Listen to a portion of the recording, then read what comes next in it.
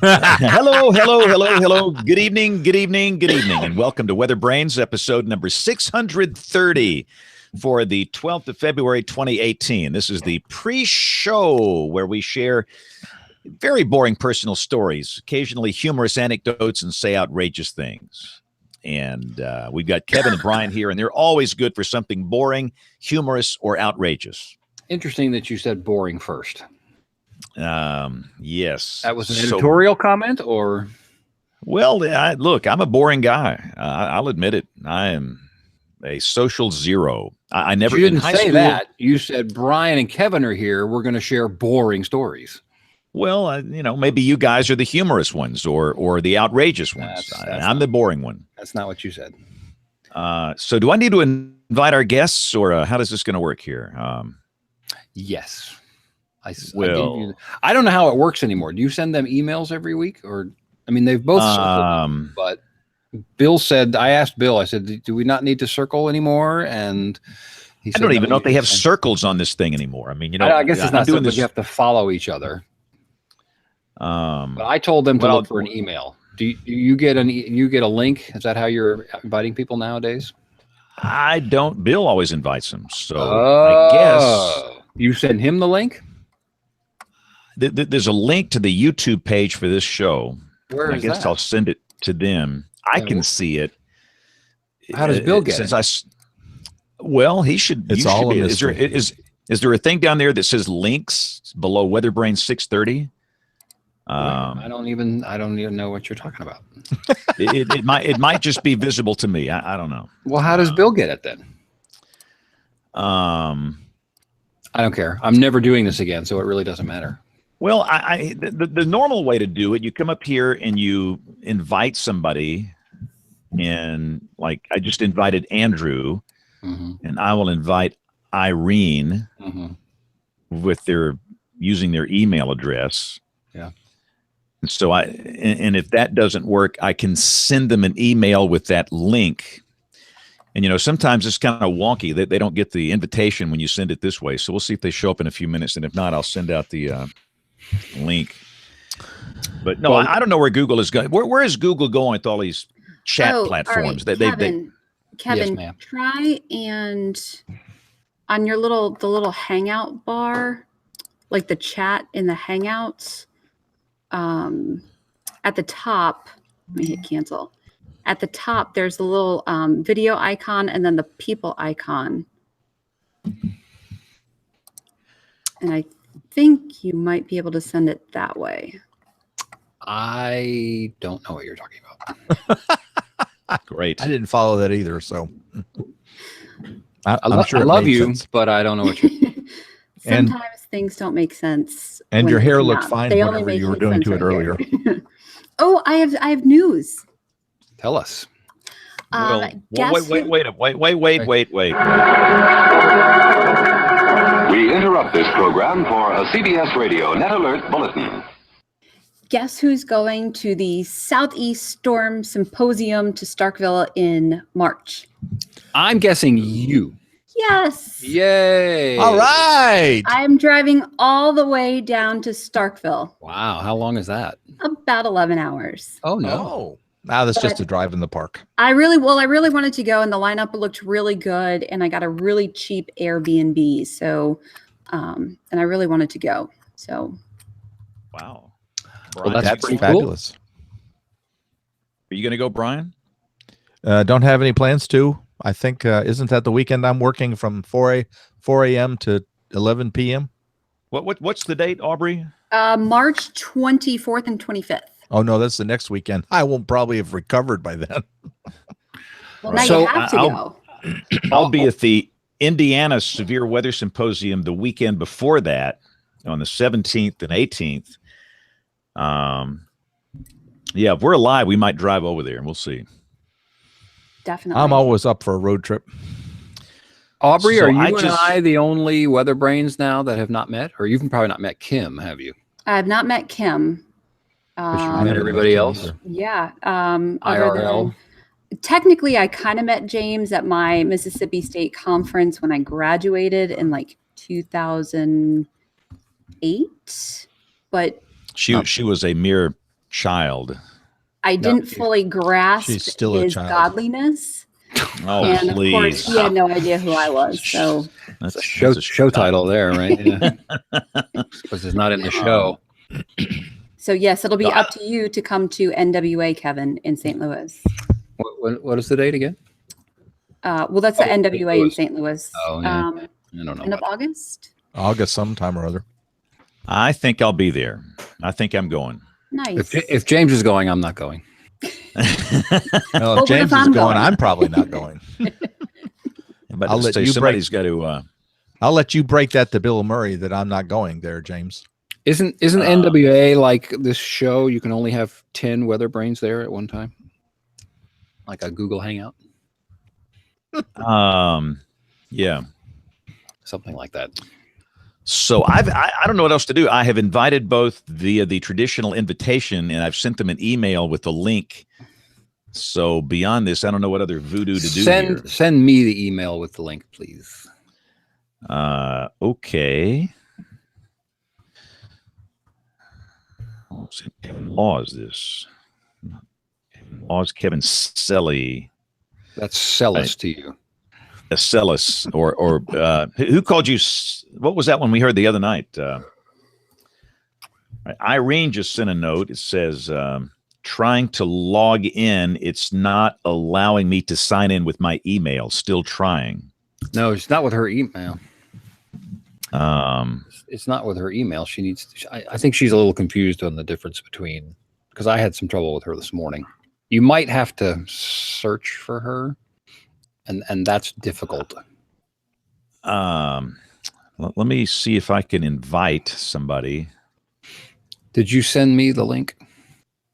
No, I just sent her an invitation with another address. Yeah, I sent you the link. So I need to send this to Andrew. And I have sent that to Andrew, but you might want to send it to. He might think I'm some goober, where you're kind of a big deal.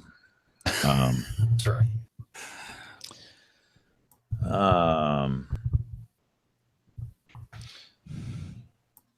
Nate, how's what's the word on Greg Fishel? What I sent in emails, all I know. He's not answering phone calls. We've got a guy in Huntsville, Jason Simpson, that's been out ill for several weeks. Oh no! What's up with Jason? I don't know. He sent a Facebook post. In fact, let me read this. I don't want to foul this up. Because when you deal with something like this, it's kind of delicate. You want to be sure you got it right. Let's see here. Jason Michaels. No, that's a page. It's his profile. Here it is. Pages. It says.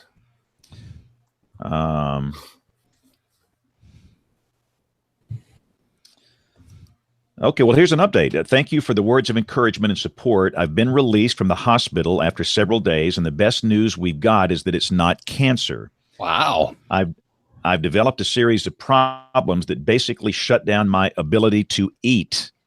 It's treatable. Oh, my God. It's treatable, and I'll be back to normal soon now that we know what to do. Prior to that, he had sent out a note that said he's lost 20 pounds in 3 weeks, and they're working to figure out what has happened. Please don't speculate or make comments about what your diagnosis is. And he said, I'll share with you when I'm better. And so that's the good news. Again, he wrote this latest one Saturday. For those that don't know, Jason works in Huntsville, Alabama at WHNT. But it's not cancer, and it's treatable, and he'll be back to normal soon. But whenever you see, that kind of a cryptic message like he sent the first time, that worries you a good bit. But it looks like he's going to be okay. So treatable is always good.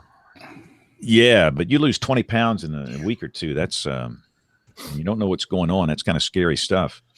All right, we're 2 minutes before we hit the TV side here, so we're good on time. And Kevin, I'll put you in charge of getting our guests on. You are the Bill Murray of the evening. I've done all I can do. I have invited. Here, I'm going to put Irene's Google Plus profile in the chat. Yeah, I saw it. I invited her that way. I'll do it one more time, but it's got her AMS the link. She says CBM. she says the link that you're providing is the link to the YouTube stream. Yeah, that's the only link I've got. Well, can you invite her via her profile? Put her like what I just sent you. And yes, invite her that I way? have done it once, and I just did it again. So there is an invitation awaiting her. And did you do that with Figure out- Andrew too? Yes, I sent him the email link, and I sent him and I invited the traditional way, and she Here just she showed up. comes. Yeah. I made it. Hey. Yes. You know, we've learned over the years, Irene, that the larger the IQ that people have, the harder it is to get them on this show, which means you must have a huge IQ. And the only one bigger than you is Andrew. How did you get on here, Irene? I received an invitation. You were calling me and you invited me to log in through that way. Yeah. Yeah. So, because we're still trying to get Andrew on. So I'm trying to coach him on. So it was in your email or in your Google Plus profile? The Google Plus. The Okay. email did not work. Okay. And I was really just waiting for James to say that. So I was making it not work. Well, let me welcome our television viewers. It is 30 minutes after the hour. This is the Monday night weather party we throw here. This is WeatherBrains. We're in the midst of the pre-show. We'll crank up the actual show here in a matter of mementos. We're waiting on one more guest to join us. And if we can't make this work, it's Kevin's fault. It's always Kevin's fault. Let's blame Nate or Rick Smith or somebody. Aubrey, your fault. Rick, how you doing? I'm doing good. Doing really good. Got to go down and see Kevin a little bit on Saturday. That was cool. And yeah, we're just looking forward to a warmer weather this week. Yeah, y'all have sent us a little shallow edge of this air mass down in here where we are. Much colder than forecast. I busted my forecast by like 13 degrees today. Yeah, it wasn't even close. It turns out I was closer than I thought, James, because the high for the day was at midnight. Oh, please. But as far as the afternoon temperature, complete bust. Oh, yeah. You see, when Brian fouls up on the weekend, they all hate on me on Mondays. So it's okay. And it works the other way around. When I bust on Friday, they hate on you on Saturdays. And it's just the way it works. Hey, I couldn't believe it. A couple of weekends ago, my views on the YouTube video were above your astronomical numbers from the end of the week. I couldn't believe it. Well, you're a big deal, man. Come on. You're yes. the internationally beloved meteorologist. Everybody loves you. Yeah, who couldn't even get on stage was Marianne from Gilligan's Island. What? I think she's older than I am. What? What are you talking about? I was at the World of Wheels this weekend twice, and Marianne Were you by any chance on stage there? signing autographs? Were you there by any chance on Sunday? Yes. The World of Wheels. Now come on, do the Sunday thing. You know you can do it. Come on, Brian. No, I'm talking to you, James. You got the fight. Oh, man. No. You know, I went to the World of Wheels. I did that a couple of years ago, and I spent some time with the Fonz. Remember him? Yes. Henry Winkler. Well, he was a nice guy. Our booth is right next to the Wheel Wrecker Service. So if we had been doing live shots from down there, I had a great setup. You know, that's one of those wreckers that's got like 47 wheels, and it's, you know, got this thing it puts out and puts down on the ground to stabilize it. It's got this crane for picking up big stuff. We could have had the crane and been up on top of the roof at the World of Wheels. Nice. Hey, let's get this thing started. Kevin's working on getting the next guest on here, but we got to go. Let me roll the recorder. This is number 1. And this is number 2. And here we go in 5, 4, 3, 2, 1. This is WeatherBrains, episode number 360. No, this is 630. Wow. Wow. My eyes are failing me. I just saw 360, but it's actually 630. 630 episodes and getting stronger every time. This is for the 12th of February, 2018. Thank you for taking the time to join us. And we're going to talk weather around this lovely digital mahogany table. Nate Johnson might be the smartest guy I know. Oh, I can assure you that is not the case. Are these new glasses? Is this a new look for you here? Or is this No, I've old? had these glasses for a couple years now, actually. Okay. They were the maybe I ones need. they were the ones that I wore on TV. They are my wife's favorites. So there's that. Okay. So what's happening with NBC? It's WNBC, I think is how you say it. NBC. No, it's good. I'll be heading up to New York for a couple of days later this week, and got a lot of cool things brewing. Nothing, unfortunately, I can talk about yet. But don't worry, when we make them public, we will talk about them. Well, what is that to us? Well, y'all don't pay my salary, so That's true. I'm going to keep their stuff secret until somebody else decides to pay me more.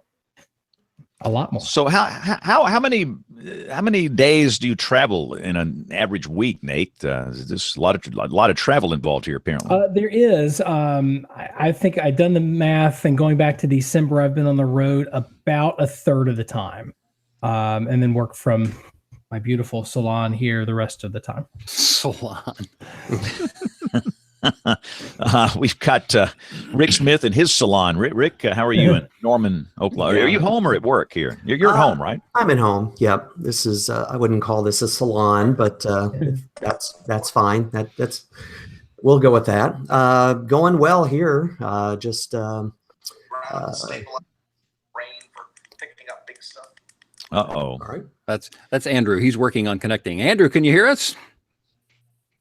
And I just muted him because I was getting that feedback coming down his channel. So we'll have to unmute.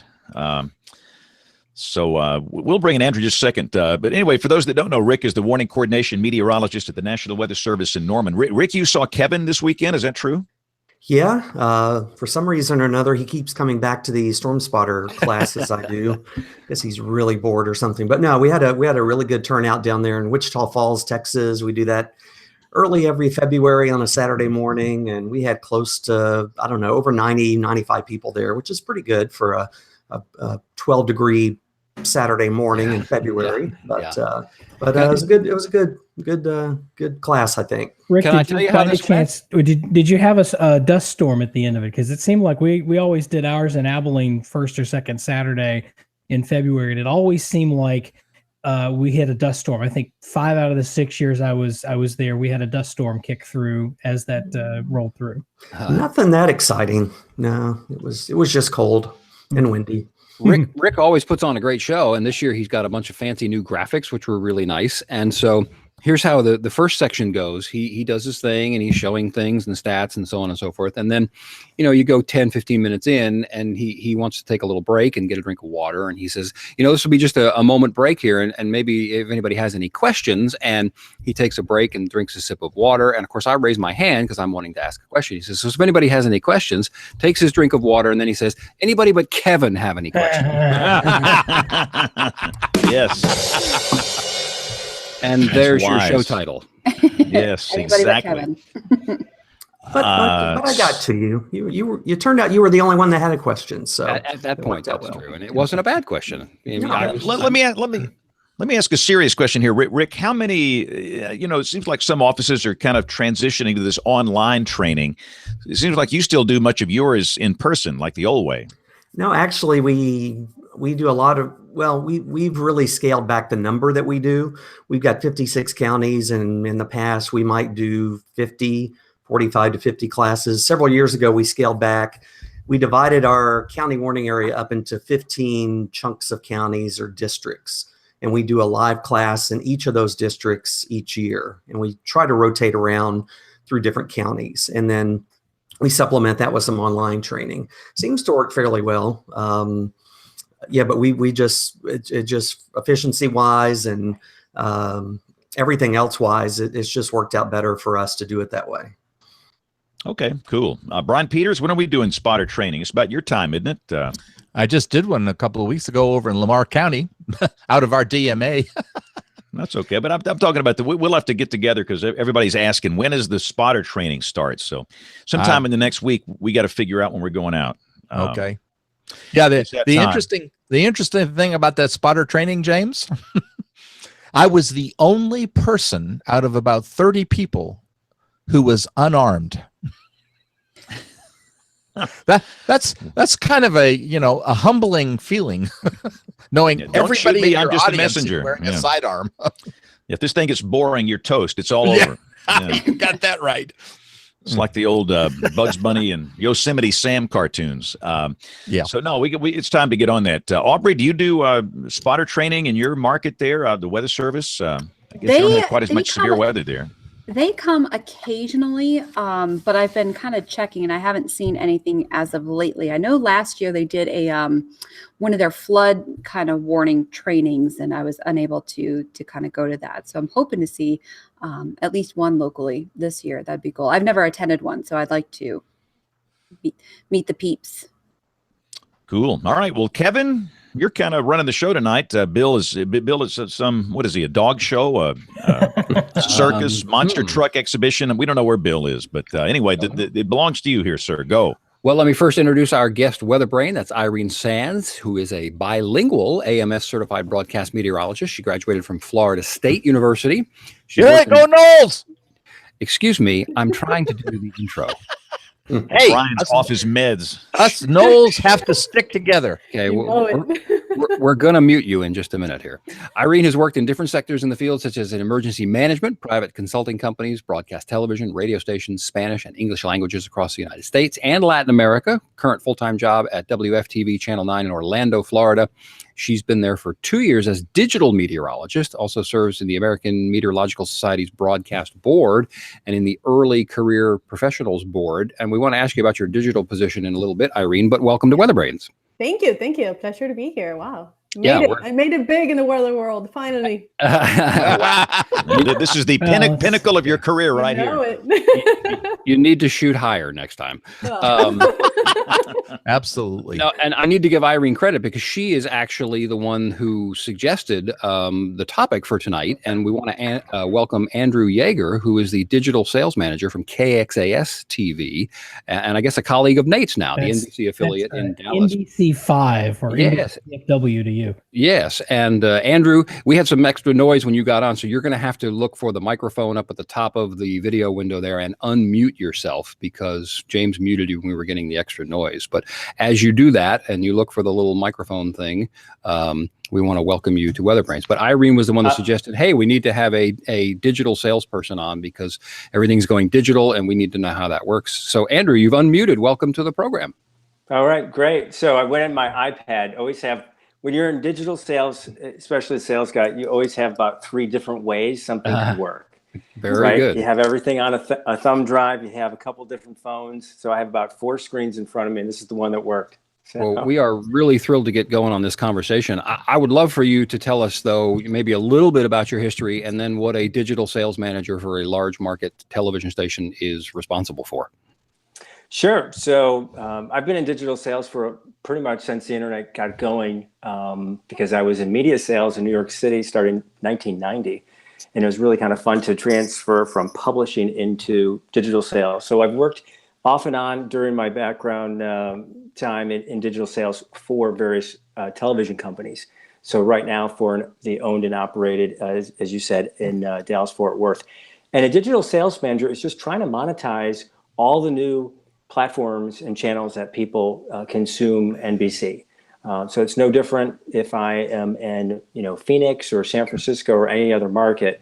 They're going to have the major stations are going to have digital sales managers who are trying to do the same thing. So people are coming through apps, coming through mobile web. That's 80% of where all the traffic is for most local news sites. And then people coming through the traditional desktop. The new one really opening up is on over-the-top television. All of the NBC and Telemundo, who we own, we just rolled out probably 45 or so over-the-top local apps, and that's the new frontier for us. So my job is trying to make money. Can you tell us, for those who don't know, what OTT is, over the top? Sure. Over the top would be, it looks like a traditional television that's in your living room, but over the top is a phrase that came about, and that was to say, instead of having a cable set-top box or cable go right in from the wall into your TV, you accessed content through the internet. So think of an Amazon Fire Stick or an Apple TV, YouTube TV. These are the things that people are using today to basically go over the top, not use cable, and access live or on-demand content. Boy, and something related to that, which maybe we'll get into later, though, that's going to have some level of effect on what has become a staple for the industry, and that's the retransmission agreements that are made with the cable companies and the satellite companies. But I don't want to go there just yet. Sure. And you and I have talked a couple of times prior to tonight, but I want to kind of dive right in and throw something out and just get your response to it. One of my premises on this show is that we're going to be in some trouble because I wonder, and you're the guy to answer this, and maybe not right now, but I wonder, is the digital stuff going to generate enough revenue to support the infrastructure that the television model built? Yeah. The short answer to that is no. That's my belief.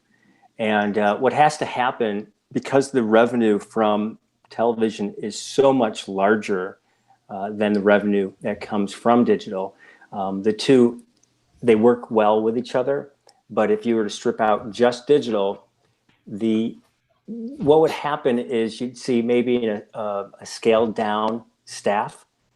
Certainly all the infrastructure of an owned and operated station like ours, most of the revenue is still coming from broadcast, but most of the reaches as well. So in a way, it's a good thing because the advertisers haven't transitioned. We don't get phone calls for local auto dealers or whatnot, energy companies, you name it, who just want to do digital, right? They still want to have a traditional broadcast buy.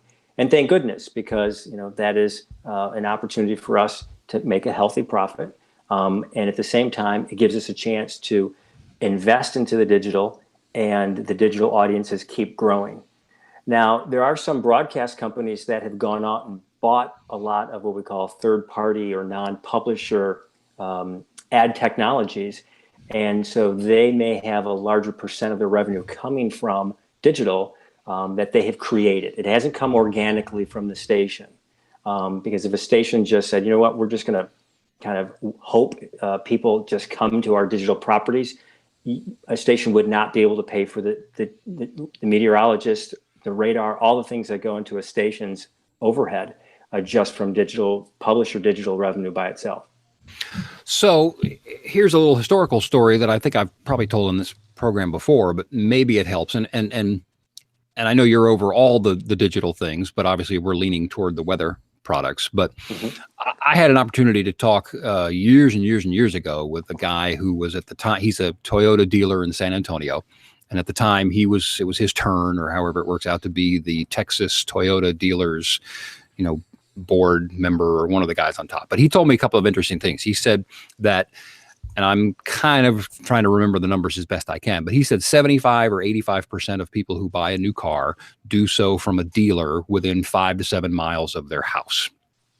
And so what digital, in my mind, what we've been waiting on the digital side, as opposed to going to the television station, the broadcast property, and having to pay for the entire market. And Dallas-Fort Worth is a big market. So if you're Plano Toyota, you're having to pay for the people in Benbrook, which is the complete opposite side of the Dallas-Fort Worth Metroplex, because you're reaching all of those people. But maybe 15% of that audience is ever going to come and deal with you in Plano.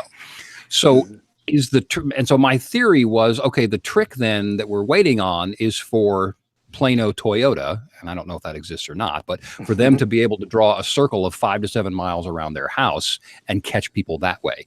And number one, am I correct? And are we moving that way? Do we care? Can we get there?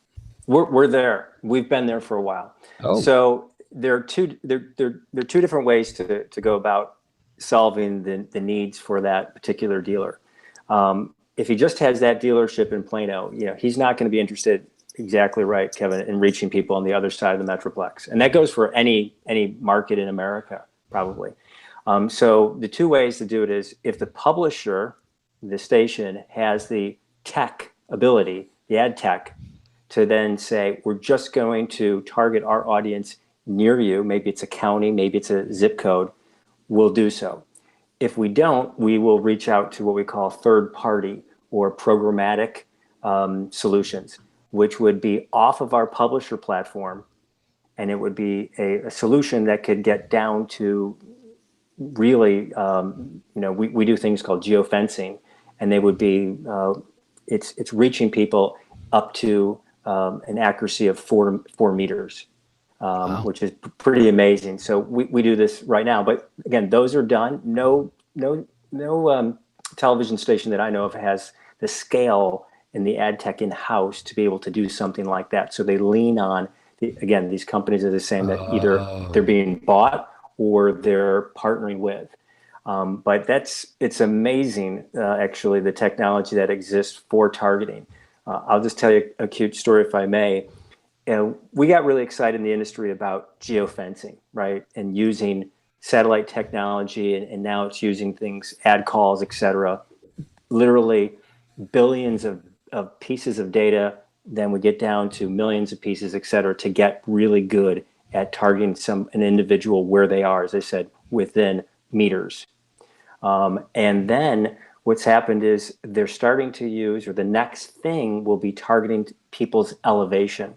So imagine cities like New York and Chicago, and you want to reach the C-suite executive who is frankly not on the first floor. So you say, I'd like to target. So targeting is going to go 3-dimensional in digital, and that's fascinating. Kind of interesting, scary. Is maybe, is that both desktop and mobile? Well, your desktop is tied to an IP device, and so it really doesn't have long lat. That's it, because we don't download apps that we give the long lat data up. So every time we say track my location, I mean everybody on the call, right? You say, yeah, go ahead, follow me. That's okay. No, I don't.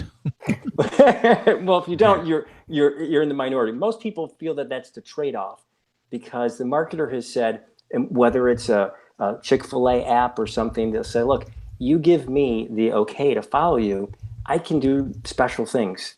I can give you better service. In Chick-fil-A's example, I get a special deal every once in a while for my local Chick-fil-A where I live, but because they I allow them to track me, I also have a Chick-fil-A that's close to my office.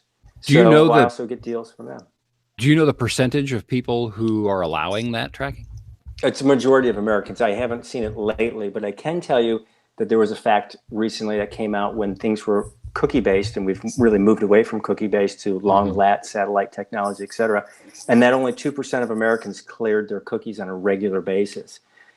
Reason for that is the whole idea of cookies was created by the banking industry, and they needed to have that secure information, because who really wanted to put all of the passwords and everything in every time you just want to do a simple transaction with a banking app?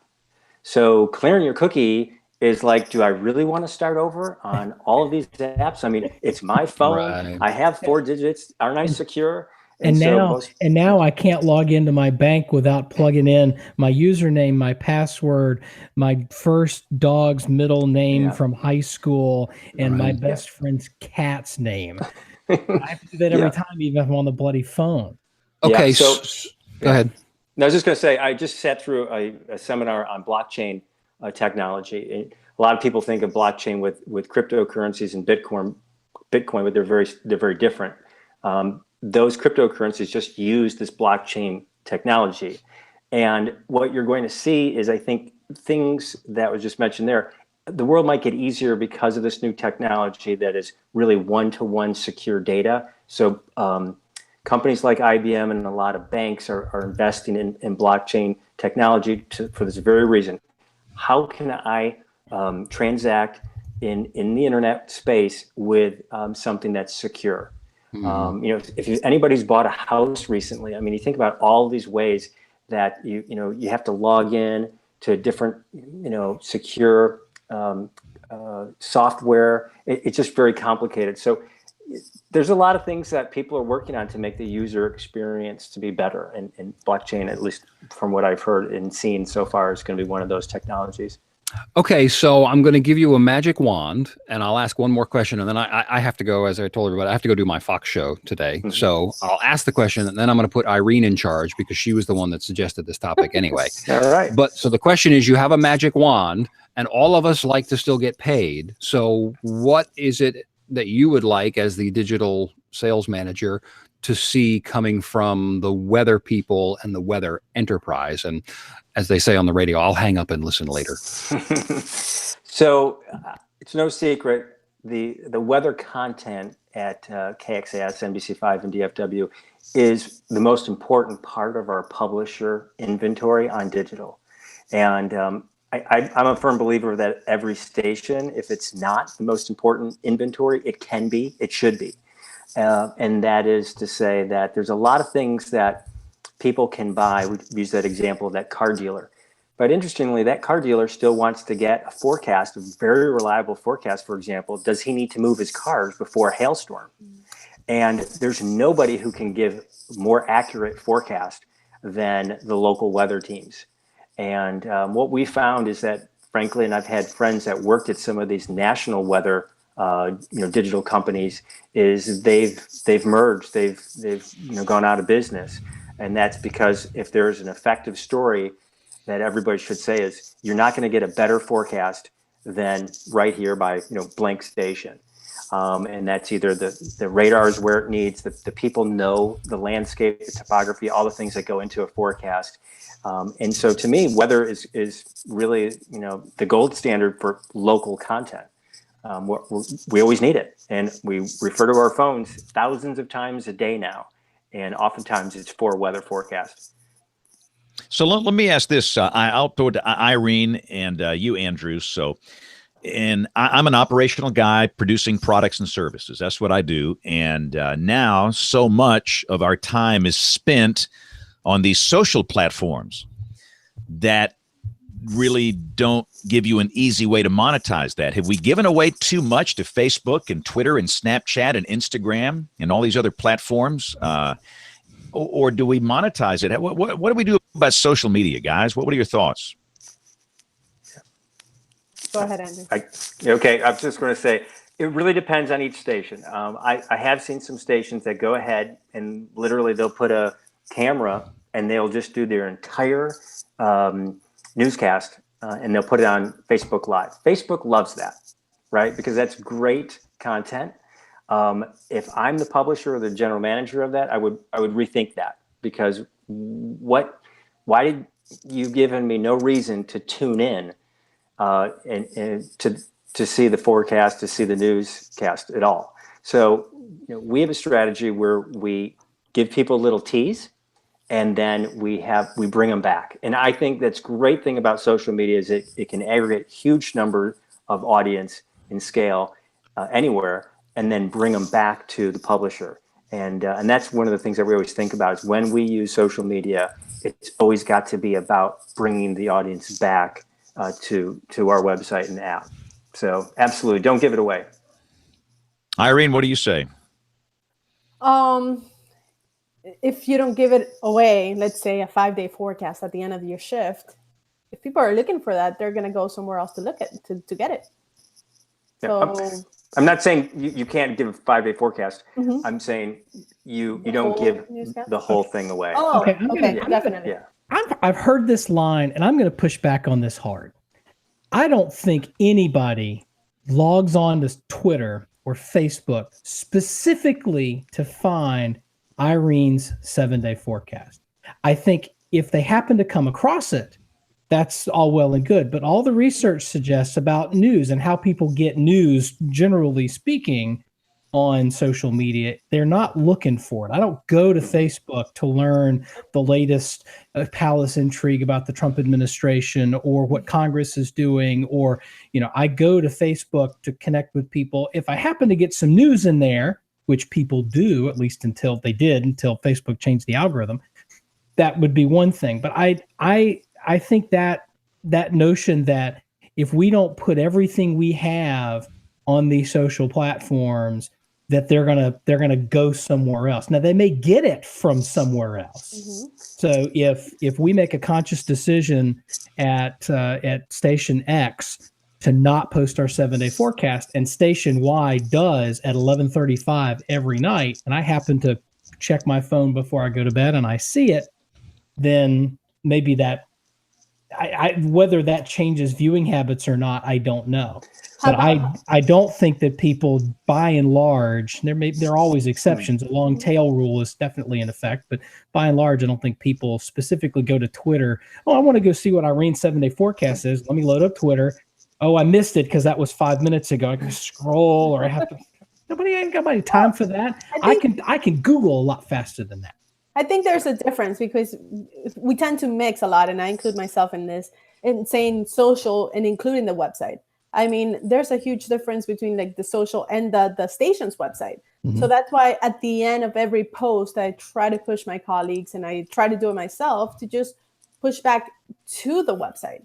So it sort of completes a cycle. Now, we do have the 7-day forecast on our website, but I mean, I'm not going to tweet that out, or Facebook that out. But if it's a post that I really don't have a link for, I usually just put the weather section on the website. I mean, it drives traffic. Absolutely. Number one driver of traffic. The other thing that TV stations have a great advantage of is they can get people to download an app very efficiently. If you think about a company who is brand new and they want you to download an app, think of like Trivago or something, right? I mean, first of all, the name, what does it even mean? So they have to build branding behind, a lot of money behind branding the name. And then they have to get you to download the app or go to their website. These stations all have inherently built-in audiences. So every time a meteorologist says, you know what, this weekend, stay with our app, they're not going to go to social media, right? Social media also doesn't have the opportunity or the interest, at least right now, to do push notifications, right? And we all as stations, we have push notifications that we can send to our opt-in audiences, which are oftentimes very large. And that is information that is in real time, right? Lightning detected within 2 minutes of where you live, or 2 miles. So there are just so many advantages that I think we may overlook because we're so focused on, oh my God, I have to like put everything there on social media. I have to be there. And I love what Irene said is drive them back, right? And think Brian, about the reason. I mean, in our app, I mean, we always tell people to allow notifications, and that's a way of targeting you. Yeah. So that drives the ad revenue to that, because if you're not allowing notifications on your phone, how are you going to get that tornado warning? Yeah. Or that lightning strike, hurricane warning, whatever it is, in a push notification is the quickest way to reach a consumer. And that's quicker than what social media can do right now. So that's a great advantage that stations have. We clearly see the spikes on our website as soon as an article is posted out. Let's say we have strong thunderstorms and I write an article and I send a push notifications. Our chart, what we use, just goes up the roof. I mean, weather, it's still weather in the digital world. That's right. And that proves it out. That proves it out. Yeah. So most people are getting weather on their phones now. It's all about mobile. We all know that. The number of people that come to these TV websites with traditional browsers and computers, that seems to be kind of fading. Where does most of the monetization come from, say at Channel 5 in Dallas? Is it from the traditional web advertising with the banner ads, or is it from the app and ad messages there? So we put all of our inventory, literally the term platform agnostic is true. It's all in one. And so we say you're either buying display advertising or you're buying video advertising. So since it's 80% on mobile, all put in jambalaya, it's all put into one. And so we really don't break it out anymore. Years ago we had, and in reality it's just digital advertising. That said, one of the things that we do that I think is very popular with our audience and also with advertisers, because it's sponsorable, is that we have our meteorologist 4 times a day are completing a forecast that they shoot in the booth at the studio that is specifically, and it's about 2 minutes long, specifically for digital. So if you are on an app or again, any digital platform, you're getting a new forecast that's shot first thing in the morning, then late morning, then afternoon and evening. And so when you come to the website again, or any digital platform that we have, you're getting the most up-to-date forecast. It's not sometimes I see people I'll go onto a site in the morning and they'll just take the previous evening, last video forecast of the day, and that's what you'll see. So we make a concerted effort to make sure that rewarding the people who are our digital customers to get a really good, accurate forecast. And again, that is sponsorable. And in fact, it used to be 1 sponsor, then it went to 4 and 5, and it's really grown. So there is an absolute way to monetize digitally your weather. Is most of your revenue from display ads or video ads? It's still display just because video hasn't caught up in terms of the inventory. Most people in digital realize that you can get a cost per thousand or CPM for video, which is several times more. But just the frequency of the display ads, you just have a lot more of that inventory. So that will change over time. What's happened is that publishers have decided, a lot of them, let's have fewer ads on the page, less clutter, and then let's just raise the rate of the few ads that we do have. But people want to have video. And as we see with the generations that are coming up, they don't really want to think. They don't want to read a forecast. They really want to listen to it, and they want to see it. And that's why that 4 times a day, fresh, brand new, accurate video forecast is, I think, we're going to see a lot more people do that. Maybe even more frequently. Can we talk about pre-roll ads for a minute? Sure. Not a fan? No. And I'll be honest with you, the ads that Facebook runs. So, I'll be take a step back for a second. And, most of the folks that are watching the show know that I was on the on-air side and did some behind the scenes work. Now I'm completely behind the scenes, and I'm actually a step removed from the weather forecasting, both in my market where I live and in all of the places where I go. So I feel like I'm sort of have one foot, I'm a firm believer that once you've worked in this business, you can never say, well, as a viewer, because you're not, I don't watch TV the same way my wife does, or the same way my mom does. So they're different, the different perspective. But I feel like I've got at least a foot back in that world, especially on the digital side.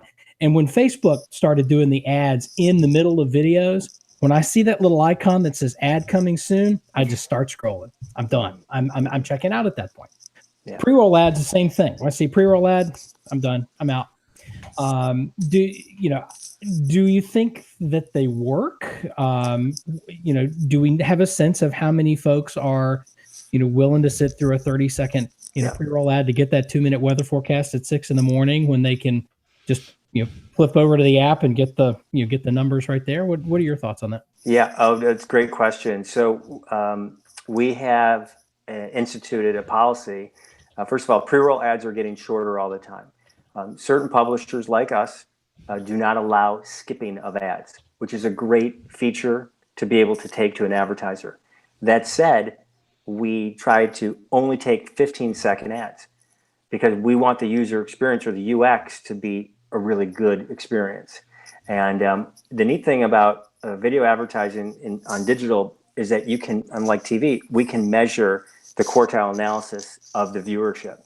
So we'll show an advertiser X% that watched the first 25% of the ad, the first 50, 75. And we've seen big changes when we went from having 30-second pre-rolls down to 15, the big jump in the number of, the percent of people who watch the entire ad.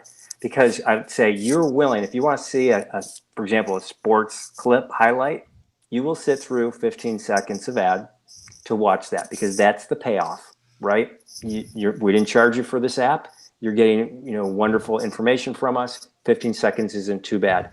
Now, what's happening if anybody saw the World Series, now it was on Fox, but you saw a phenomena on TV, which was the starting of in context, short, very short ads. About I think there were 10 seconds, maybe even 9-second ads.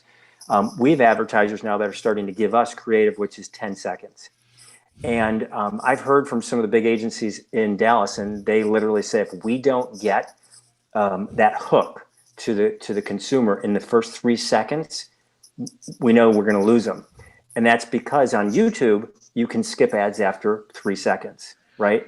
So they're like, we need to make an ad that's so interesting, is that we have that hook planted, we bring that person in. So overall, I think we're just going to see ads get shorter and quicker, and it will be a challenge to the creatives to make sure that the message is relayed. That to just do it a lot quicker. So that will make the user experience better, and you'll like pre-rolls better. Many years ago, I remember watching reading an interview with Dick Wolf, the guy behind, Law and Order and all that stuff. And he said that, in his opinion, that purely ad break sponsored television, you do 7 or 8 minutes of content, you drop out for 2 minutes of commercials, you come back, do 10 more minutes, so that was the way of the past. And that, he was really looking ahead toward a time when you'd be able to do product placement. And we see that a lot. I mean, if you think about it, some of the baseball games have the green chroma key behind home plate, and then the television, whoever's producing the game, drops in their own ads in that spot. They still do the ads in the in between innings and stuff like that, but in the game, you've got those spots. And in Law and Order, there are times where you see product placement actually in the element. You see it with American Idol and those big, and the NCAA tournament, where you're not allowed to take anything but the life water cups or whatever in there. Do you see, and this is a question for Irene too, from a content standpoint, is there a role for that kind of thing in videos on the web that might supplant the traditional, even the 10-second spot, whether it's a pre-roll or something that's in there, or a traditional 15 or 30-second spot? I think superimpose them. I don't know. We just went over the name of it, but just have something that will roll whatever advertisement might be, and we as on-air people, we don't have to put it there. Am I explaining myself? So yeah, I think so. Geo-targeting too. I mean, I think Andy just spoke about that. I think Dick Wolf's example was having, and give me the old classic Law and Order, with Jack McCoy and Ben Stone as the ADA and Lenny Briscoe, and a lot of that was Lenny walking through the police department, doing a walk and talk, and he reaches over and grabs a Pepsi out of the Pepsi machine. Sort of, it's natural, but there's clearly branding there. And you're seeing a lot of that, I think, in movies now. How many TV shows and movies have an Apple laptop, sitting on a desk, that kind of thing. Or computer. Yeah. So I would say that the business model, content is so expensive right now.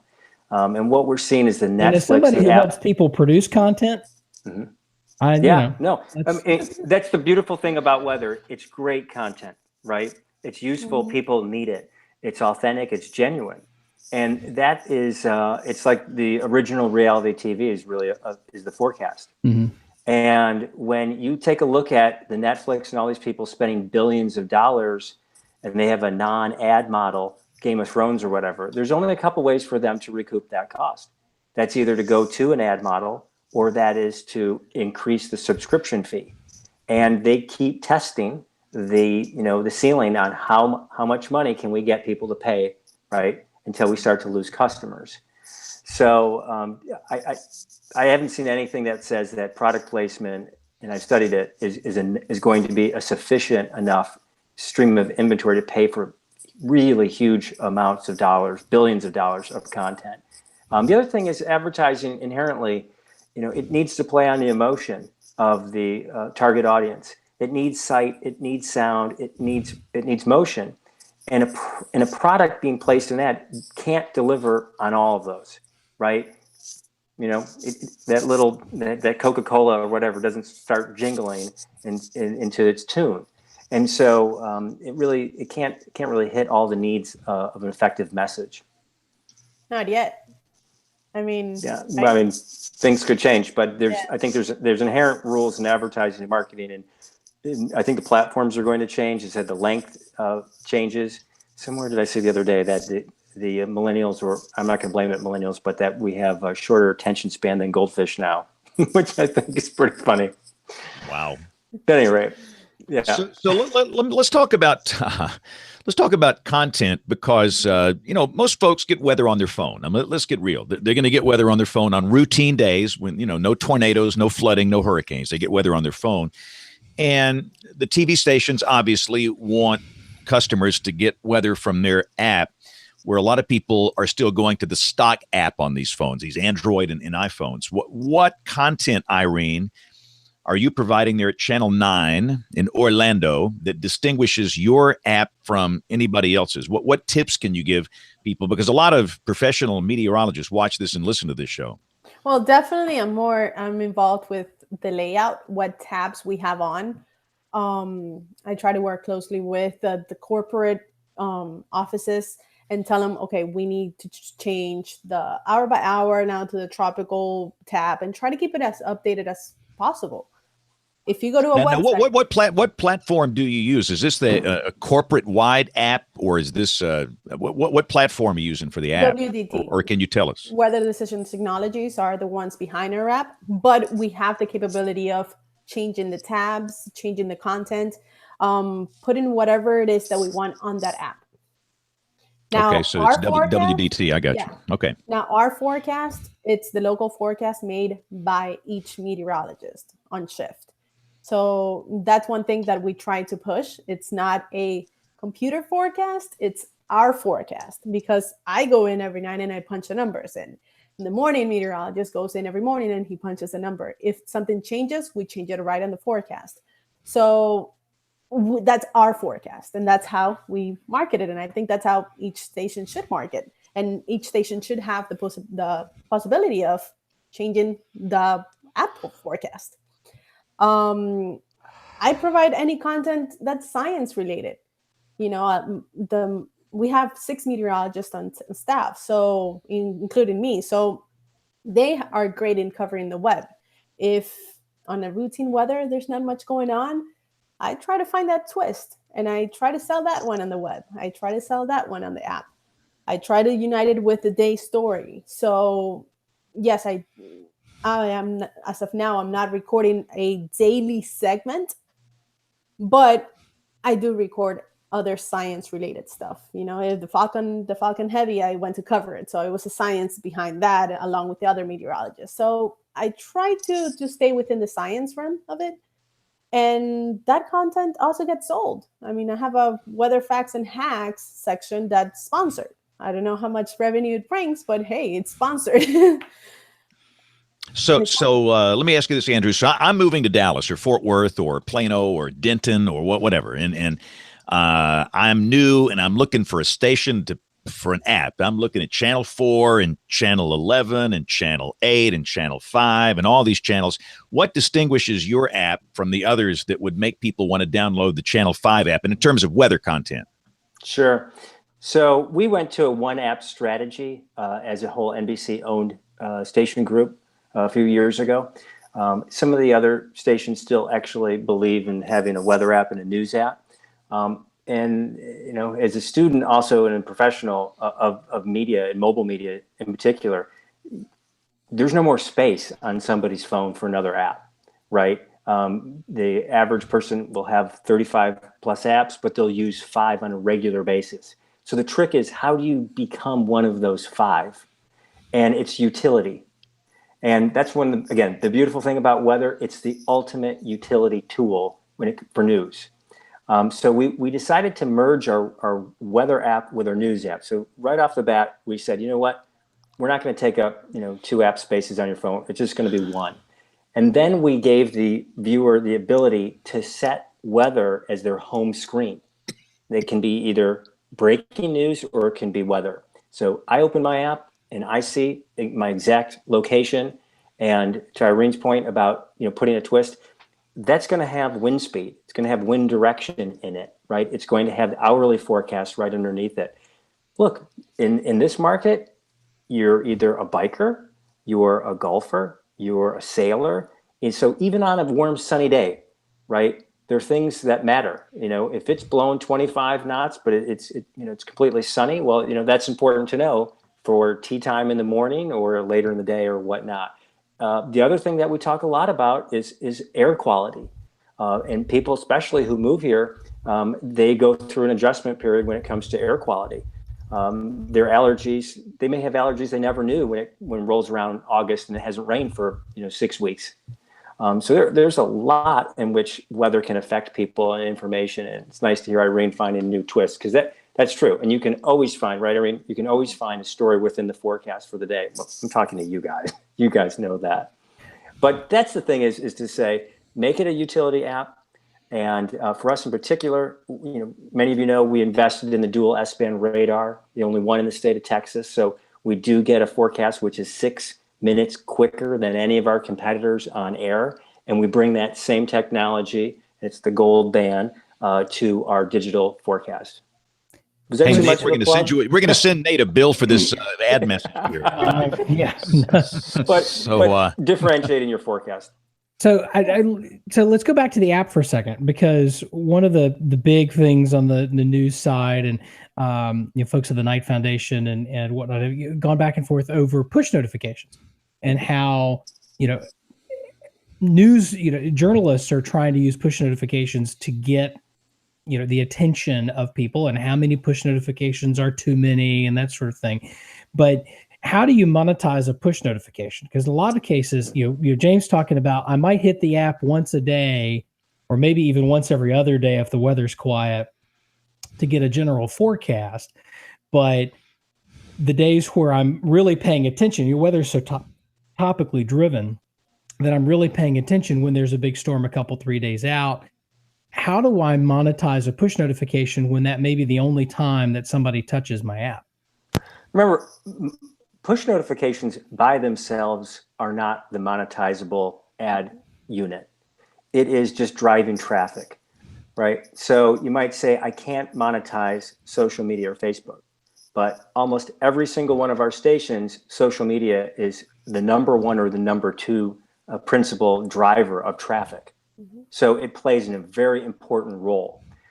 So again, back to our earlier conversation about driving people back to the mothership, driving them back to our site. That is where it's monetizable. So push notification itself is just a tool to bring referred traffic.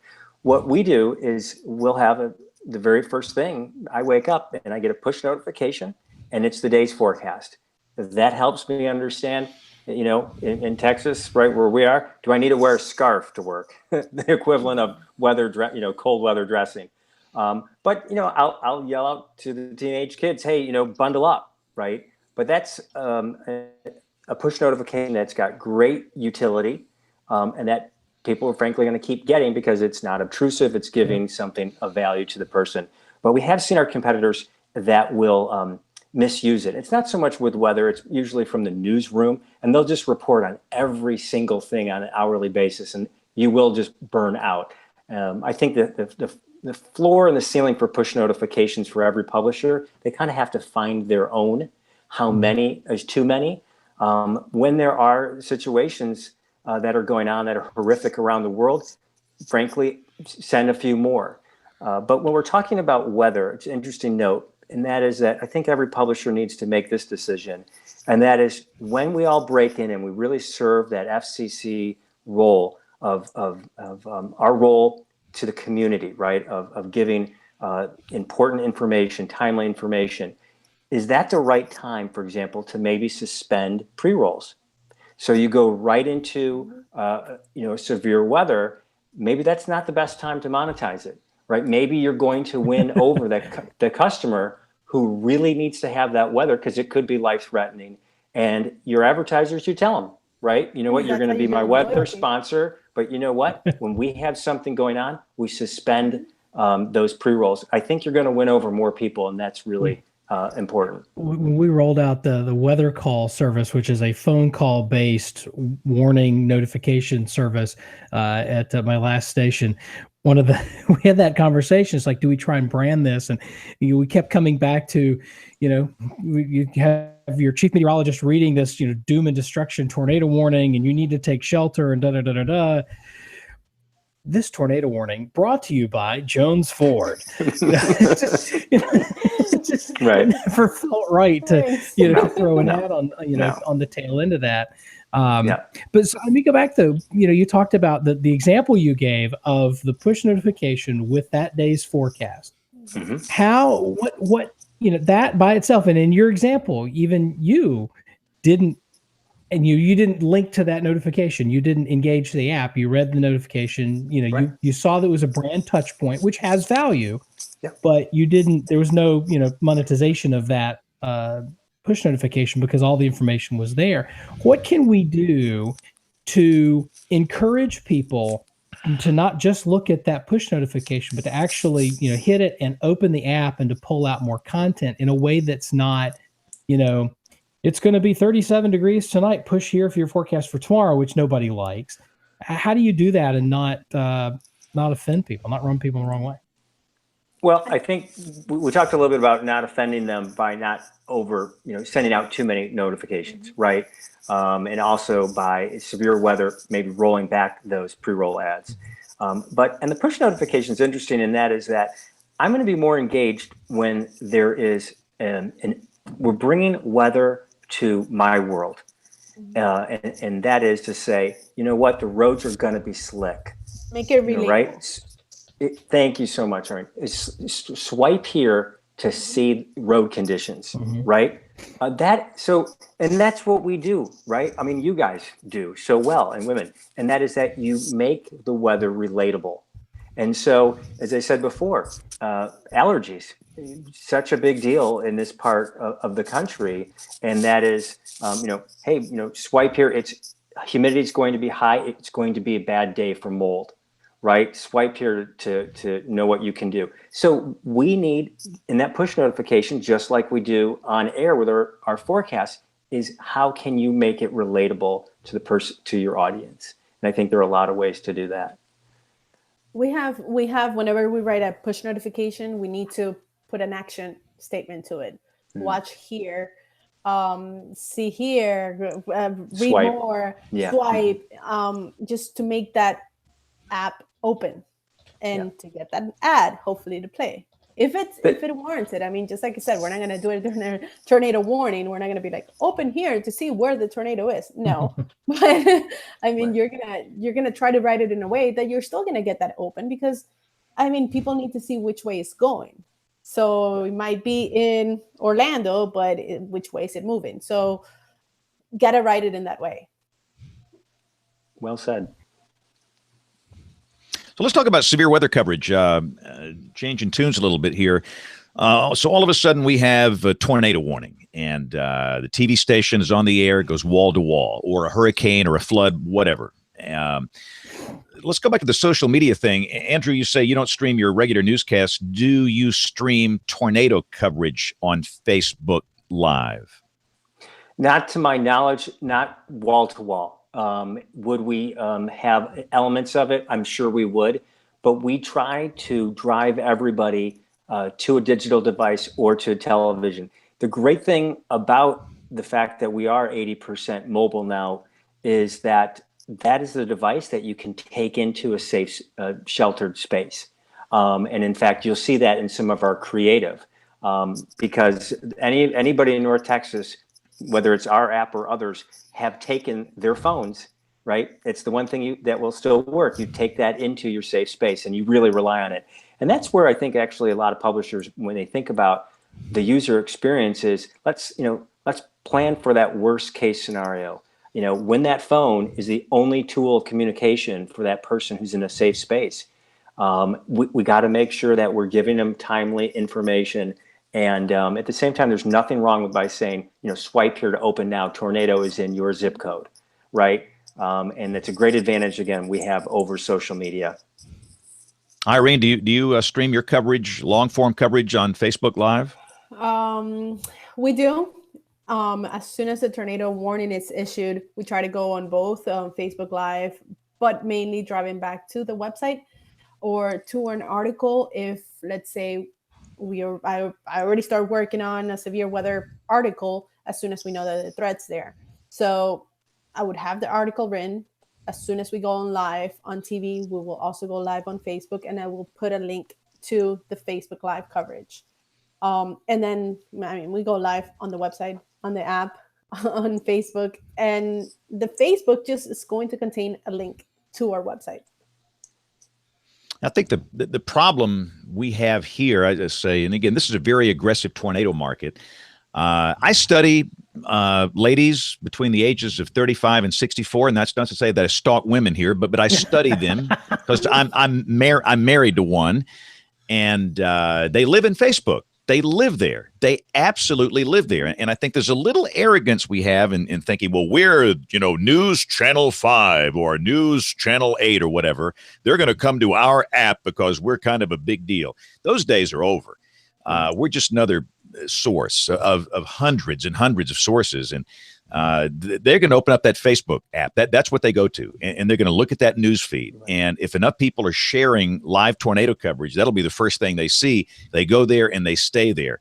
In my position during a tornado emergency, I don't care how they watch me. I don't care. We're not here during that time of crisis to make money. And if we can, fine. And we probably do here. But I don't care. My job is to protect human life. And if they're watching me on Facebook, if they're watching me on Instagram or Periscope or television or the app or the web or whatever, I don't care. I just want them watching. And that's the way I view that, where I think sometimes you throw the monetization out the window to serve the public. And if the people understand that you have their best interests, number one, they'll come back to the stuff that you can monetize. They'll watch your newscast on a day where there's nothing going on. They'll watch your weathercast. I'm a big believer in that. So that's just my thoughts. Nate, you're the NBC guy. Irene, go ahead. I think it builds loyalty. If they know that they can find you right away and you were there and they found you on social media, either by coincidence or because they went to look for you because they knew that something was going on and, the alarm was going off or whatever, they'll go look for it. And it's part of building your credibility and loyalty. Yep. And I'll tell you what, I see Kevin's back. Kevin, have you got like 20 minutes here? So actually, I'm here for the duration because Andrew has forced us to go on at 10:30 because of the Olympics. It's Andrew's fault that we're going on late for the next 2 weeks. Good. So what we're going to do here, we have many other conversations to carry on here. I have many questions to ask, but before we do that, I do need to pause, and we're going to take Professor Peters and Tony Rice in the astronomy report. We're going to come back and pick up this conversation about digital weather communication. We'll do picks of the week, weather roundup, much more as WeatherBrains rolls along. WeatherBrains 101 with Professor Peters. For the 101 segment, I'm always looking for something meteorological to appear in the news or on social media, especially something interesting or a bit unusual. Last week, a very interesting swirl appeared on satellite images and in a photograph taken by a Marine flying an F-18 Hornet off the coast of San Diego, California. At first glance, the swirl appeared to be a mini hurricane. But upon closer examination, the small swirl occurred in a harmless stratocumulus deck of clouds. So just what was this unusual event? The event turns out to have been a von Karman vortex. These vortices form when the airflow is diverted around an object that sticks up above the plane of the motion.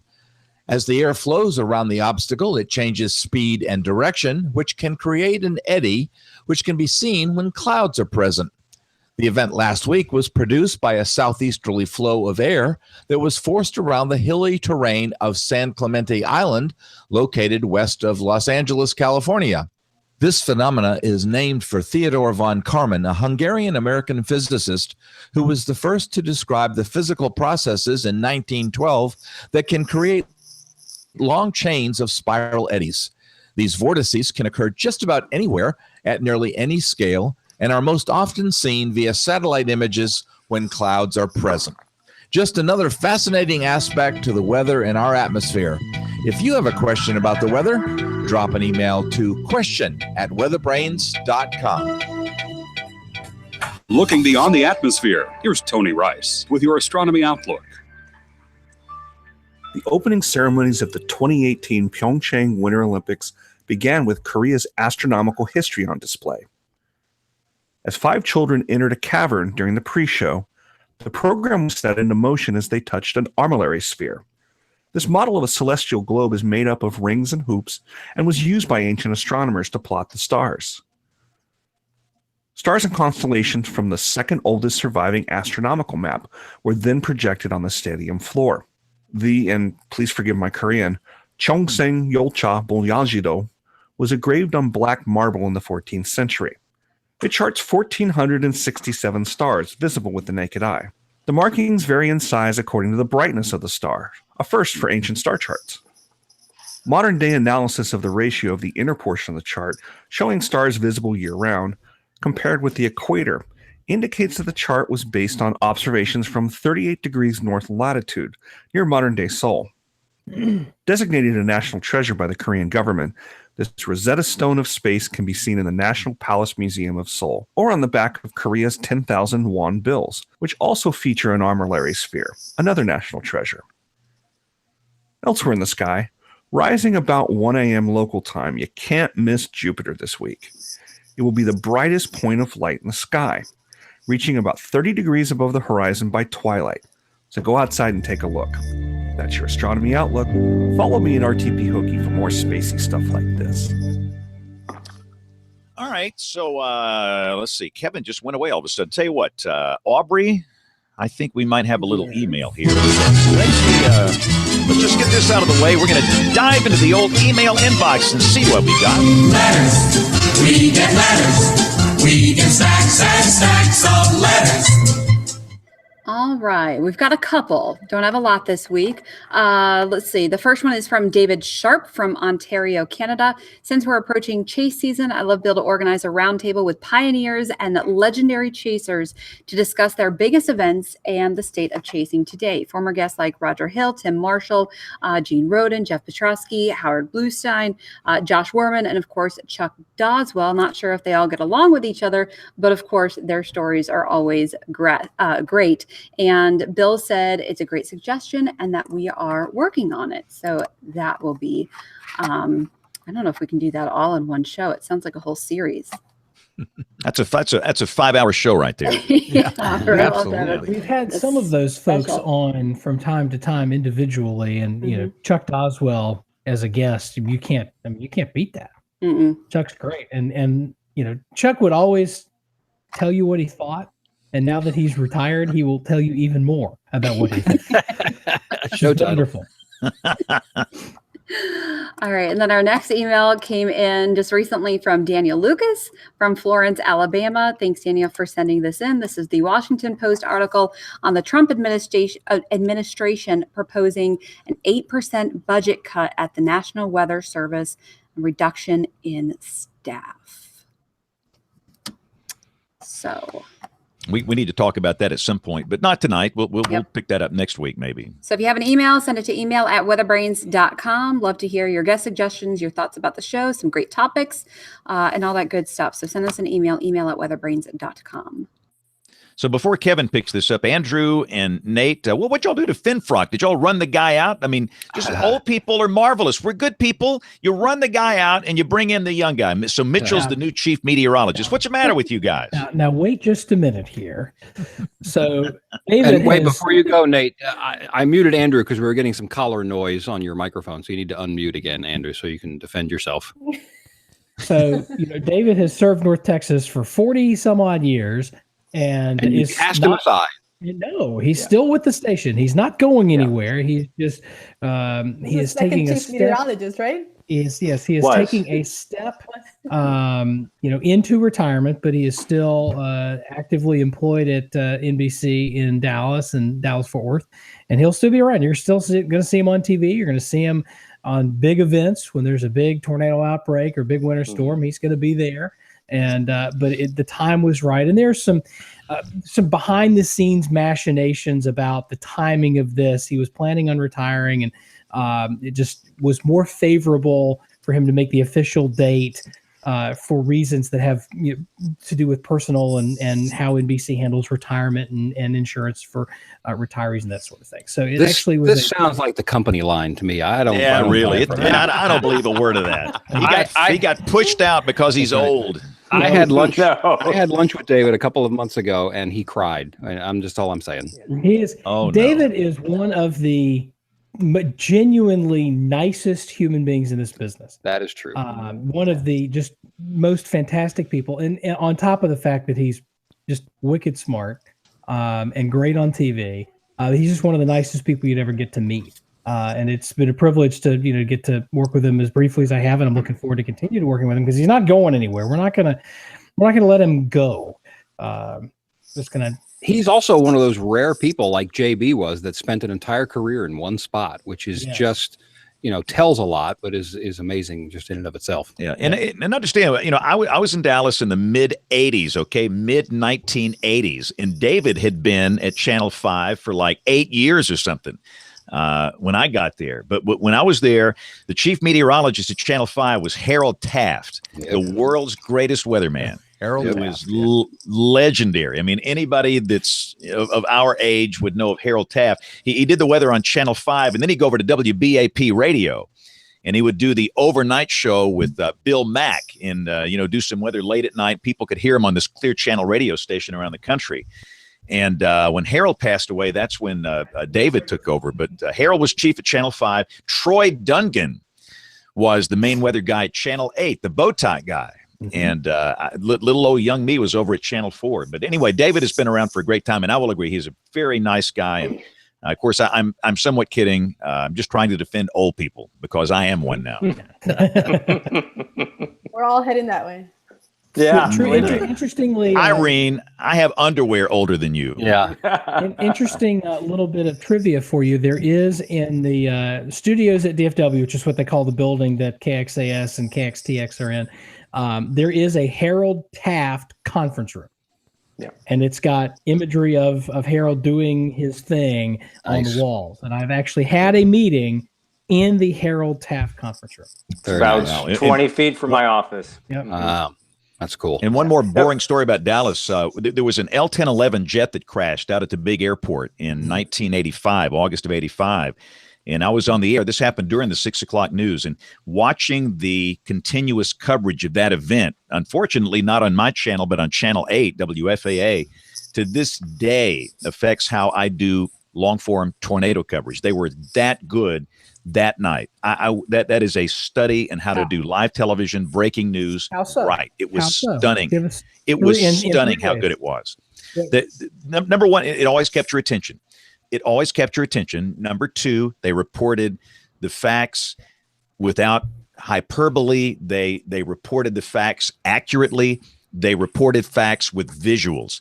They had multiple live shots, and it was just the most amazing thing. And nobody knew that was going to happen that day. When people went into work for that night shift, nobody had any idea, but they were that prepared for that kind of thing to happen. So to do long-form television weather coverage, you have to present the facts without all the hyperbole. Your underwear doesn't need to be flapping up down your legs. They were very reserved. They were very calm in the midst of a horrible, horrible crisis. All these people died on the plane. All these people died on the ground. Some people survived on the plane. And the resources they had, they used it to perfection. And that's what we have to do is take our resources, use it to perfection, tell the story, be accurate, and stay there as long as you need to stay there. All the other stations went on the air, went back to Freak of the Week, whatever program's on television. They stayed there the whole stinking time from the middle of the 6 o'clock news until something like 8 o'clock the next morning. It was stunning how good they were. So that's my boring Dallas story. So Kevin, the floor belongs to you. This is your show. I think a lot of that was Marty Haig, too. He was the news director at the time, and he was the kind that prepared for that kind of stuff. I'm told that, because I worked next to that building for a while, and back in the day, there were supplies, TV, assets just sitting in a room waiting for that kind of thing to happen. And so there was a lot of early preparation that was done, and he was the one that drove a lot of that. He eventually went on to a corporate position with Belo, and I think he consulted a little bit, and sadly passed away a little too young. But anyway, I heard before, as I was wrapping up the Fox show, I heard you guys starting to swerve into social media. Was that the beginning of it? I heard social media and I ran away terrified. So. We dabbled at the topic a little bit. We talked about monetization and should you be streaming regular content there? Should you be streaming severe weather coverage there? We just tinkered with it. We didn't get into it too deeply. Well, I'd love to hear from both Andrew and Irene. I'll start with Andrew, and we've talked about this a little bit off the air, but my two main concerns are that, number one, we're feeding, and I have to get all quiet, they're recording some sports, but that we're exposing people to time-sensitive weather information that especially Facebook is artificially manipulating. You put out any kind of a Facebook weather post, and people are gonna see that for a minimum of a day and a half, sometimes 2 or 3 days, and so it's old information, which really kind of makes me sad. And that in being there, and I think I heard Irene say, you have to be there on Facebook or wherever, because they'll find you and hopefully go to your platforms. But my concern in being there, and I do agree that people, they like the personality and they like to see, I have a friend who does weather in another market. His pictures of his cat are some of the most highly trafficked social media posts. In fact, somebody told him the other day that a relative of theirs, he's in Mississippi, and this relative of somebody who lives in Missouri actually follows him on Facebook because of the stuff he posts about his cat. So I get that the personality is there, but is that training people then to go to those platforms where you can't get good information? So it's kind of a two-part question. Are we training people wrong? And what's the answer to the time shift problem? Well, I can say I'm studying actually social media right now in my master's program. I use it for work, use it personally, and now I'm seeing it from an academic side. It's kind of interesting. And that is, one thing about Facebook, first of all, is they rely on good, credible news, right? They have changed their algorithm many times to that good, credible news, what position it takes into the newsfeed. A lot of local publishers, when I say local publishers, including news station groups, were concerned when they came out in the new year and said that it was going to be more about personal interactions, and so that Mike and Stan, right, friends on Facebook, are going to be seeing each other's posts in the newsfeed more than brands. And included in brands originally were local news sources. They made a change about 2 weeks ago, and they actually said, we want credible local news. And actually, no, local news will still be in the newsfeed. So if you were to talk at our station to our social media manager, they should actually say, I'm optimistic. I wasn't optimistic a month ago when they first made the change. I'm optimistic now. So that's the thing with Facebook, is that Mark Zuckerberg is a CEO. They can change their mind and they can change the algorithm at a whim. But one of the things that's really happening, they may say it's for, to combat fake news. Reality is this, I get my stats from eMarketer. Facebook, for the first time ever in fourth quarter, they lost 1 million users in North America. Their problem is that they are not, the people that may pass away, they're not replenishing them with millennials. Millennials are not, that's not the first, and I have a college-age daughter and high school daughter and junior, they don't even think about Facebook as the first place to go. So they have an issue there. They also saw time spent dropped by 4%. But what happened is that their average unit rate, their advertising rates went up 43%. So smaller audience, but as we know in TV, sometimes you can drive premium rates. So they're playing the monetization game themselves, and they may be changing the algorithm and telling you the reason why they're doing it may not really be the true reason. So lots of gamesmanship going on, but we do need to be there because they are an important source. But I think what publishers learned is that they can change their algorithm at any moment. And no publisher, whether it's a newspaper or it's a TV station, should be too reliant on any one social media for a source of their traffic?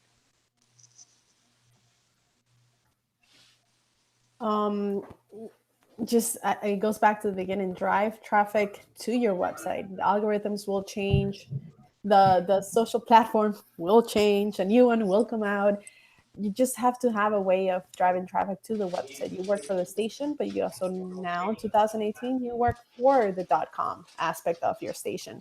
So it's separating the mind that social media is not the bad guy. See it as a marketing strategy. You're using your platform, you're using your followers to bring more revenue to the other aspect of your workplace. I have something that I've always even talked about.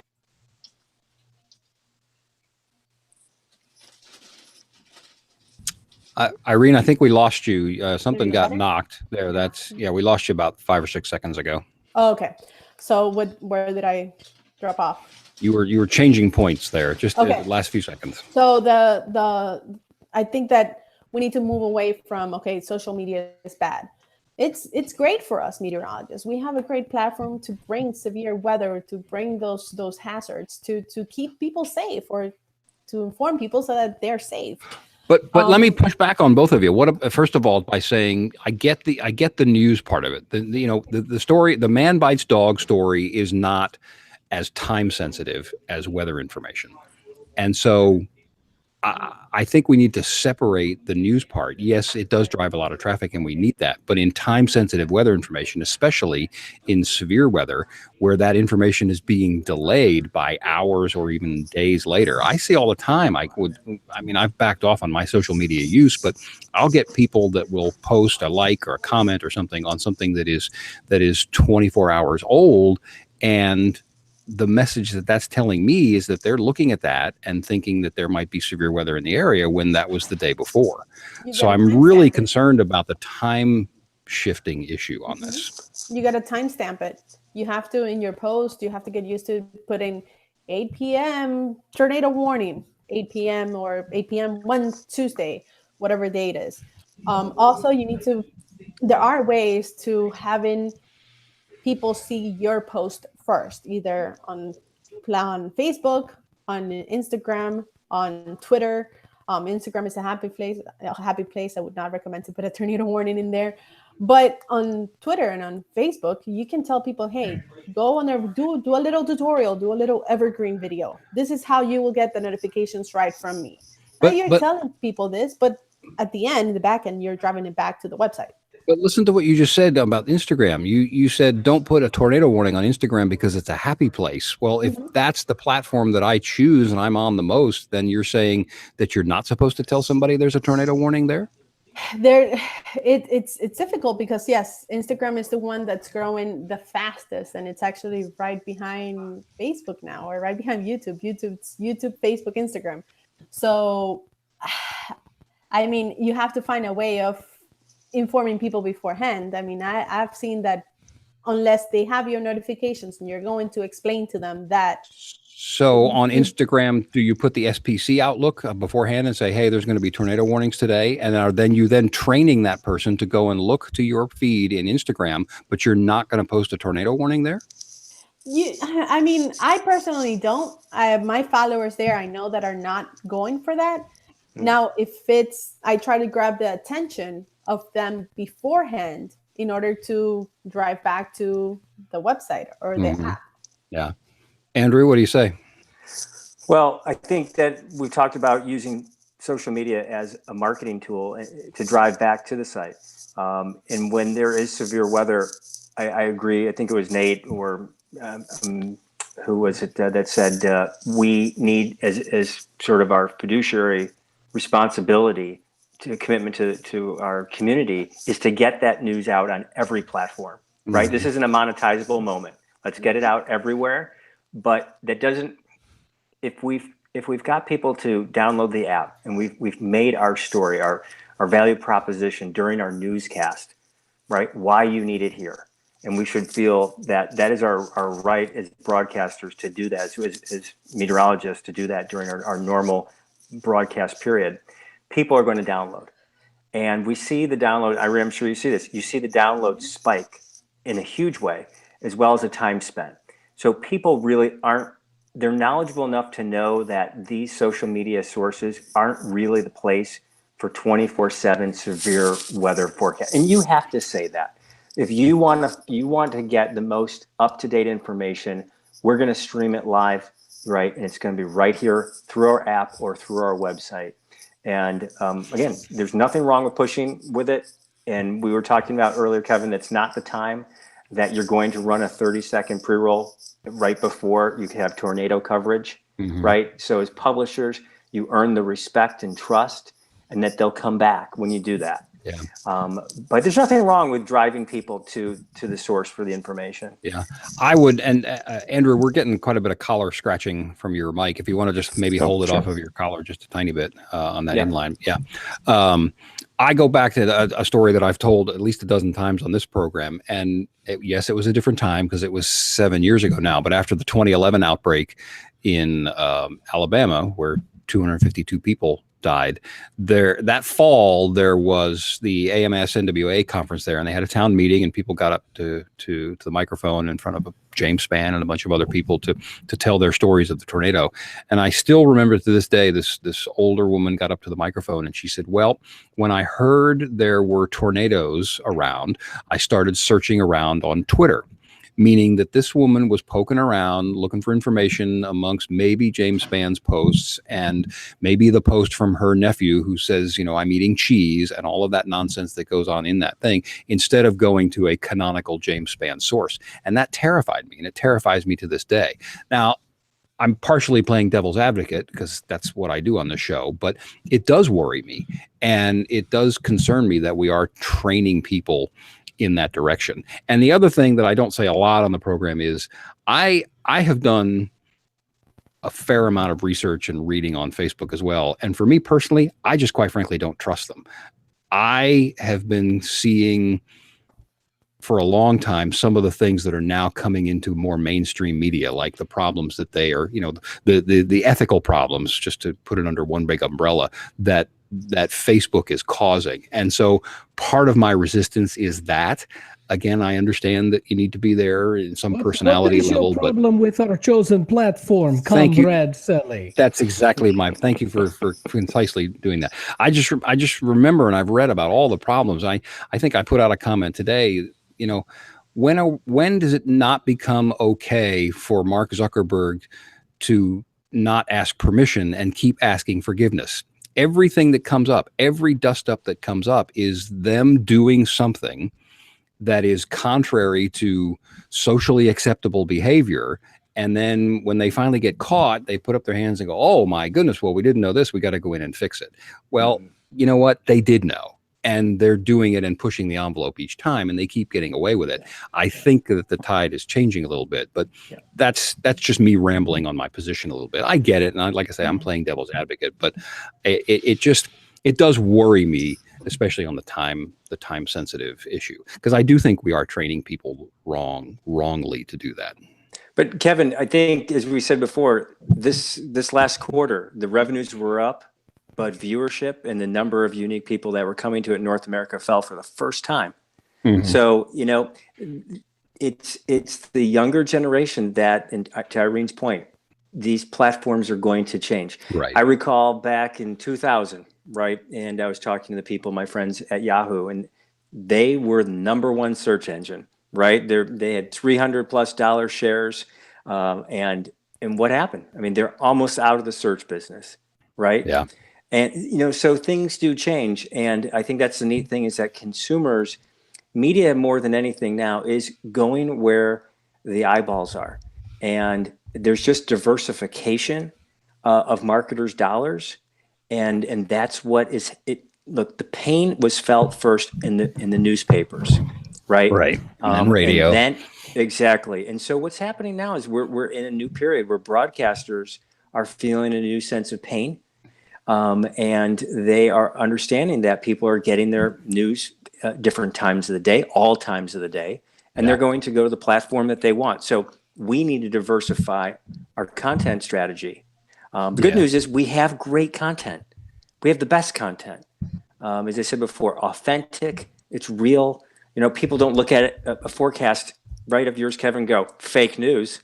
I mean, you're on the good side of the content. Right. And whenever he predicts snow, it's flake news. There you go. Yeah. I get, this is not an easy solution, and it's fun to roll it around, or at least interesting to roll it around. Are there, I guess I was put in charge, are there topics that we had not covered that you guys want to get to, Irene? I think that, from the meteorologist point of view, you are supposed to be a station scientist. So anything that you can think of science related, it doesn't have to be straight at the 7-day forecast, 5-day forecast or more. Just throw it on the web. If you can do something extra to create revenue, or to put yourself and to sell yourself as a personality, because after all, it is a business too. For us, we need to put ourselves out there, build credibility, build loyalty. Why not use the website to do this extra stuff that will not be put on air or on LTT? Right. Yeah. Andrew, things you wanted to cover? Yeah, well, I just add that really engagement is the new currency. So to Irene's point, putting good content out there, we happen to have a weather question, right? And it's perfect for creating engagement. And that's done on air, right? And so there might be blah, blah, blah is what of these four things. And, our new chief meteorologist, Rick Mitchell, will do that. And it also, it gives some levity to a forecast. And maybe it's a day that doesn't have a lot going on. And so the weather trivia is kind of a fun way to create engagement when there may not be as much to talk about that day. Right. But again, that's the key thing is just driving user engagement, because that's really when you talk about social media, it's really the engagement, the time spent there that is a concern of other media sources and publishers. So how can your brand create that engagement and bring it back is really what we should be trying to solve. Yeah. Very good. All right. Well, I guess we should run on to picks of the week. Let's go down the line. Brian, you have a pick of the week? Yes. Give our guests a chance to think of something real fast. In light of the WeatherBrains 101, I ran across a site that has some great pictures of the von Karman vortices. So I'm going to make that my pick. Fantastic. Nate, what do you got?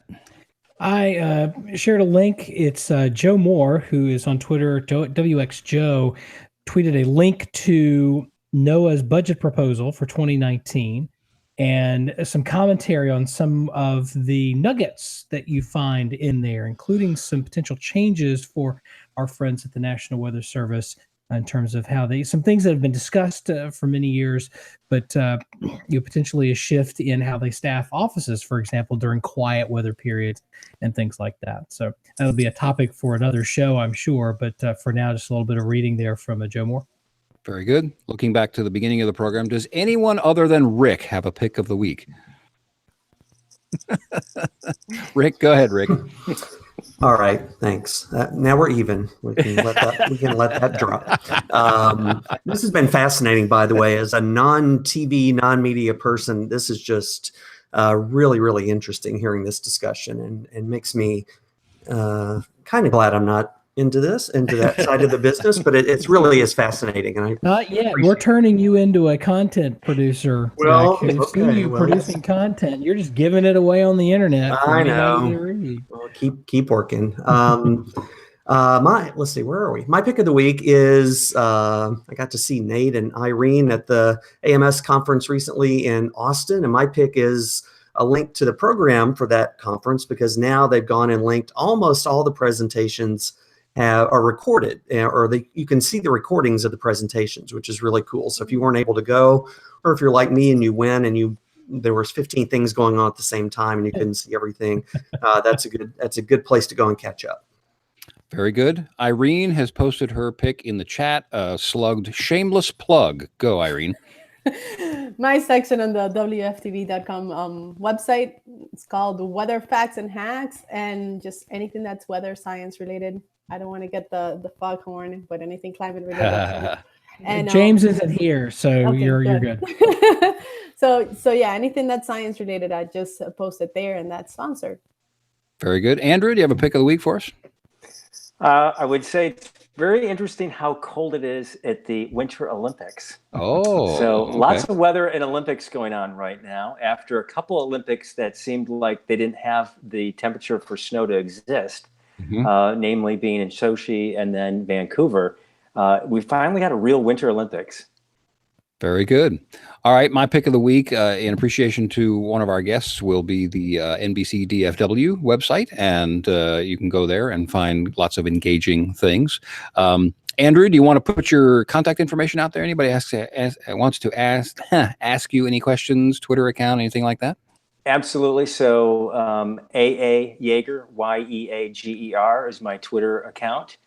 I'm also reachable through andrew.yeager at nbcuni.com. And I appreciate this opportunity because, as I said, I'm a fan. We've been blessed with great meteorologists at the station.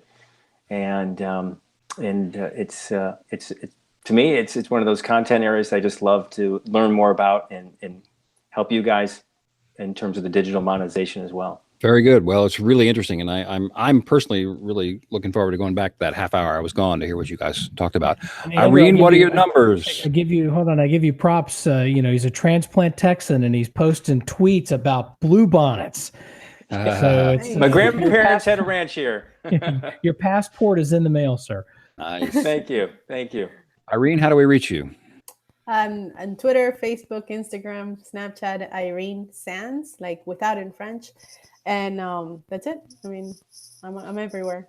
Very good. Well, thanks to both of you guys a lot for joining us. I know very, very interesting stuff. I know that we'll have a show next week. I don't have the calendar in front of me because Bill usually does that, so I have no idea what it will be, but I'm sure it will be very, very interesting. WeatherBrains is almost always produced on Monday nights at 8:30 Central Time. You can listen live at live.bigbrainsmedia.com. You can also find us in whatever podcasting catcher that you use and on Apple iTunes.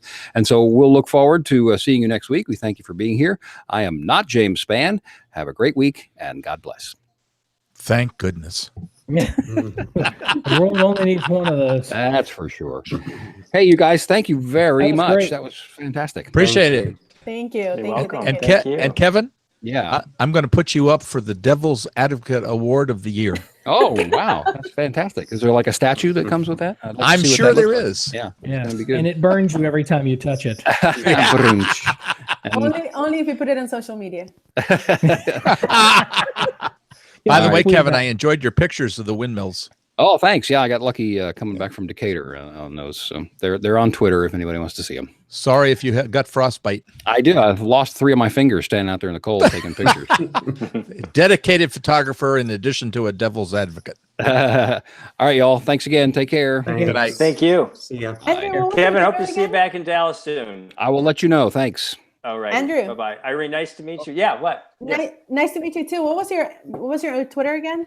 It's AA Yeager, Yeager. Got it. Yeah. All right. Thank you. I'll share any ideas with you. Thank good. you. Okay. Thanks, guys. Bye-bye. Thank you. Good night. Bye.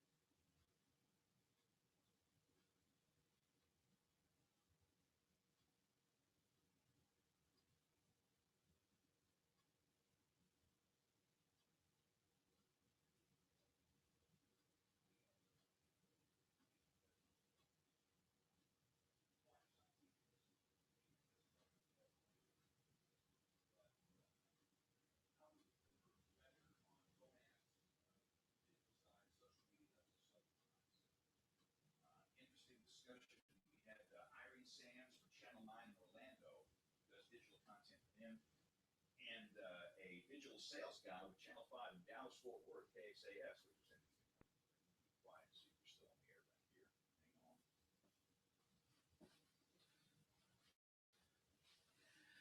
Hang on. No, they're gone. Hello, friends. It's that magical time where we're simulcasting on Song of the Night and WeatherBrains. I never know how to handle this. I cannot wait to hear the end of the show. I had to go do some live television, so thanks to Irene and to Andrew for being on the show with us. And we will see you guys next Monday night. Thank you guys for watching. Have a great weekend. God bless.